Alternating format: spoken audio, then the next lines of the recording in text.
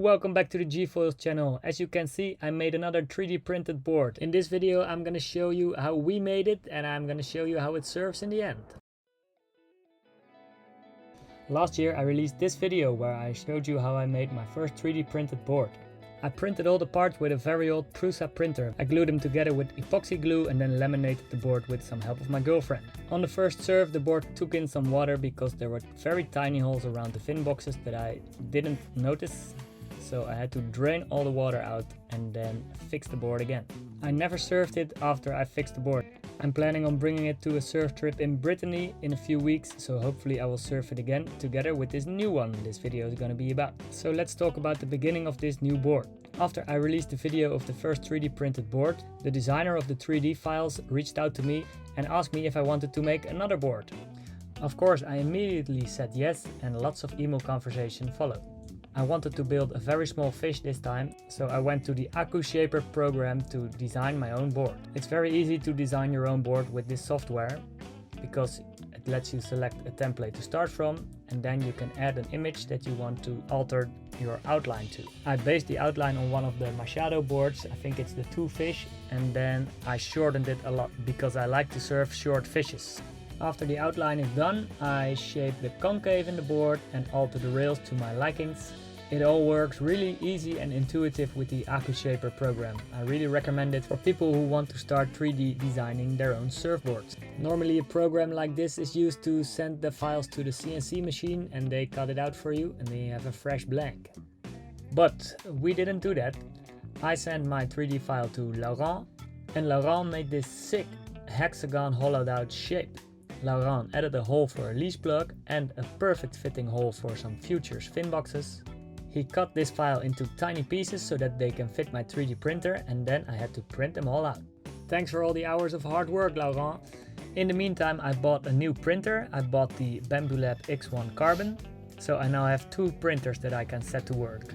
This time I used ASA infused with carbon fiber to print all the pieces. I added a raft on the bottom side of the part because the part isn't flat at any point, so this prevents some hovering layers that can't be printed nicely. I used some support for the overhangs of the hollowed out ribs and painted my own support places. You have to set the supports to manual and 3 option to save as much filament as possible. Now it's time to actually get on with this video and start the printing and assembling process. So let's go!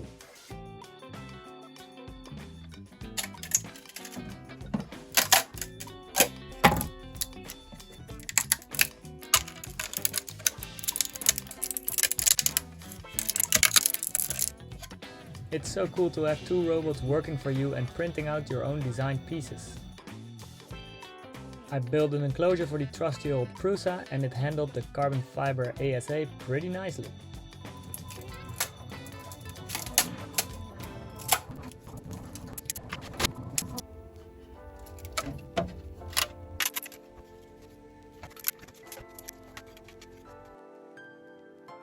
I'm really happy with the strength, so I'm positive this board is gonna turn out nicely. This ASA carbon fiber is also pretty light. In 30 minutes the last part will be printed. Very excited to make this new 3D printed board. Hopefully it does better than the last one. Look at this beauty.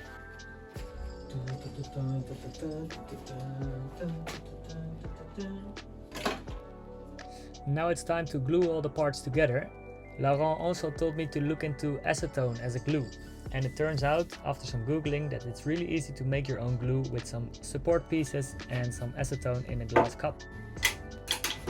This made the gluing process really fast and really easy.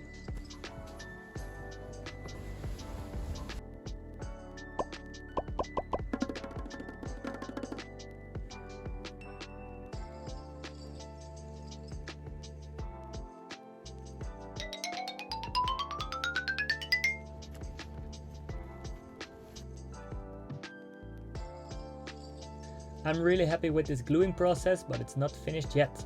I now have 4 rows of glued together pieces and you can see the 3 stripes running as a stringer through this board. Those are not glued together yet because I'm gonna add some carbon fiber in between. I started with some heavy sandpaper to make sure that the epoxy and the carbon fiber will adhere to these plastic parts.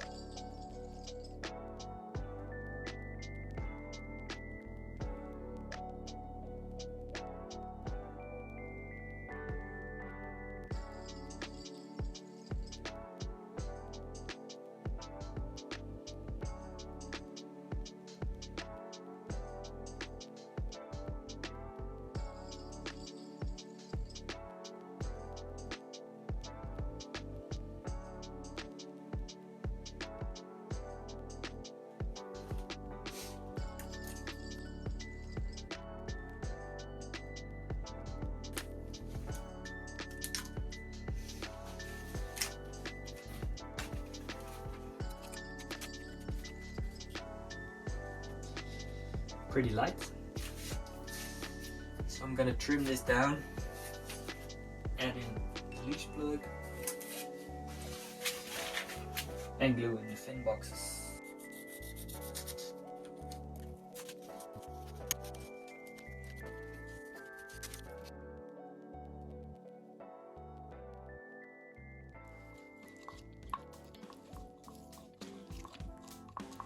I had to sand the fin boxes down a little bit. I added some epoxy with cotton fiber and then they fitted snug into the designed hole. Earlier I printed some dummy fins and then I checked if they were at the right angle. I clamped a piece of wood onto the fins to secure them in place and let the epoxy cure for the night. With this drill bit I tried to demonstrate that the leash plug can vent into all the chambers of the board, making sure that the board doesn't delaminate when it gets hot. I mix some epoxy putty with my hands and then glue in this leash plug.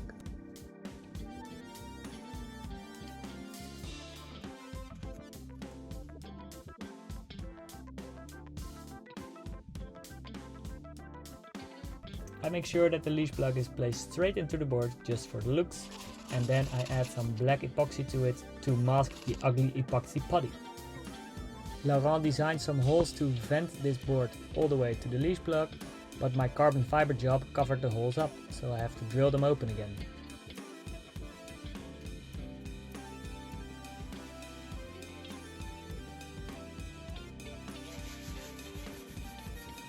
I sanded the frame so that the epoxy and the fiberglass can adhere to it when laminating.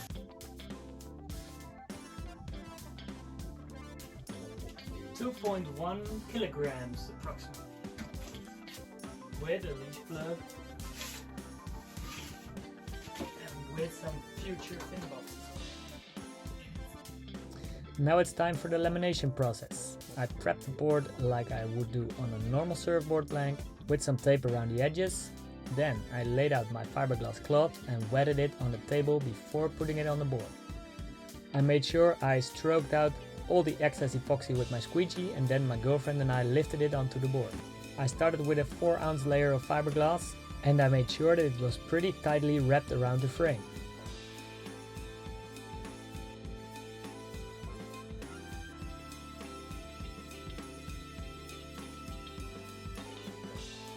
The next day I cut away the tape and inspected my work so far.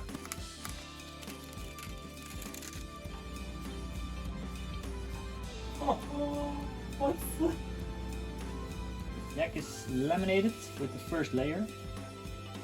I don't know if you can see this on the camera, but it's some thin fiberglass so you can still press it in. It was just meant to seal the frame. We're gonna add some more layers on the top to make it really strong. Now I'm gonna focus on the fin boxes because there's a ridge right here. Because the deck has a lot of double concave, so the fin box can't be in without any ridges. But this can't be glass because I have to go down and then probably air will start seeping into these fiberglass laminations. So I'm gonna fill this up with micro balloons to make it one smooth finish, and then I can gloss it. The next day I come back with the sander to sand it all smooth with the rest of the board. I also do some sanding on the fiberglass that wraps around the rib. Then it's time to repeat the laminating process I did in the first time, but then with 6 ounces of fiberglass.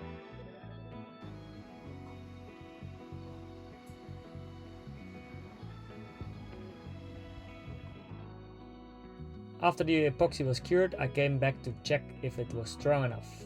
But there's still not enough strength in between the ribs. So I'm gonna laminate again, but only in the place where my feet will be.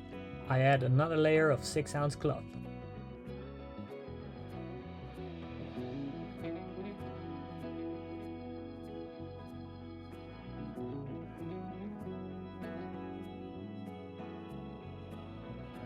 Now it's time to prep the board for the lamination of the bottom side. I repeated the same process as I did on the deck.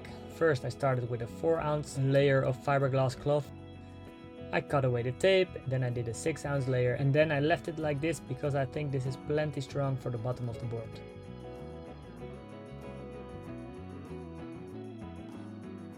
I had some doubt about the strength of the deck of the board because my heels and toes are really pressing into the board when surfing, so I decided to add another layer of 6 ounce. I added 2 patches on the place where my feet will be.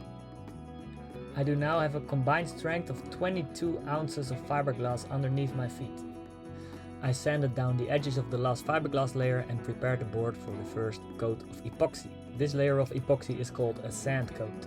The day after, I turned the board around and did the bottom side of the board as well. I took the board outside and used 240 grit.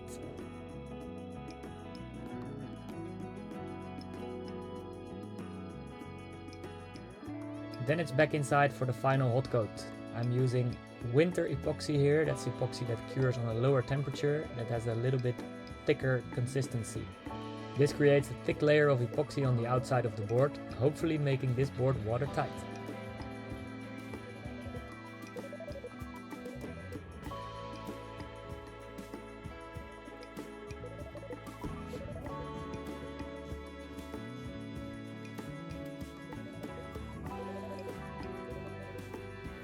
Now it's time to remove the tape and do a final sanding with some very fine sandpaper. I used 400 grit to smooth out the surface.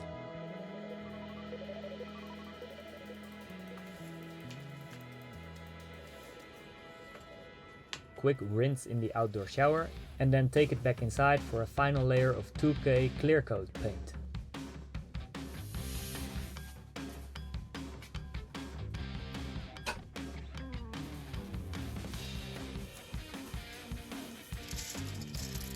I 3D printed this handy spray can attachment. I can really recommend this one because you don't get paint on your fingers while pressing this button.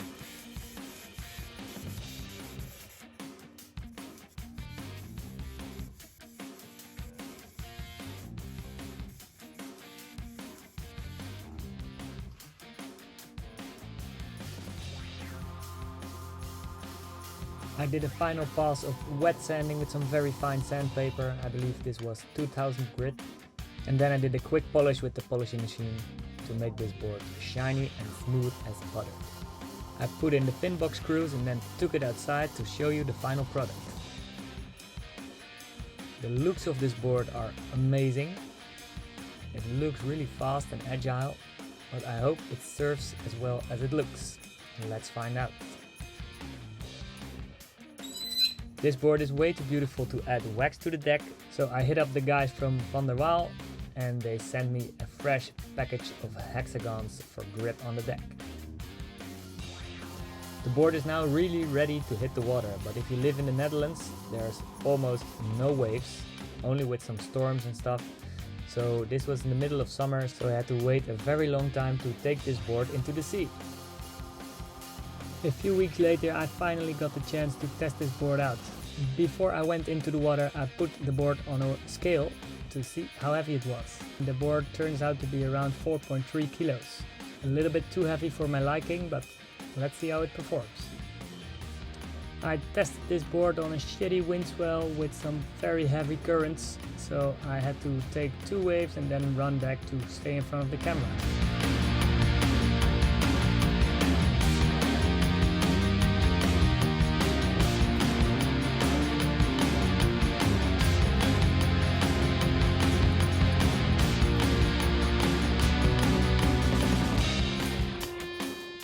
The board serves pretty nice for these conditions. I was struggling a bit with the Van der Waal grip because I like to do a rocket start, but that's really impossible with these grip pads. But once I was pedaled into the wave and up and riding, it performed pretty nice. You can see I'm making some speed here, doing a very small turn. I have to test it some more in some better conditions and update you guys soon. For now, thanks for watching and don't forget to like this video and subscribe to my channel.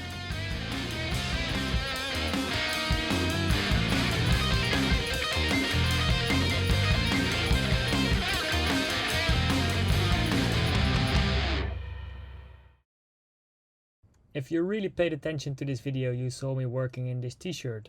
I recently started with screen printing my own t-shirts, so send me a message on Instagram if you want one yourself. You get my logo on the left chest and this beautiful image of the 3D printed board on the back.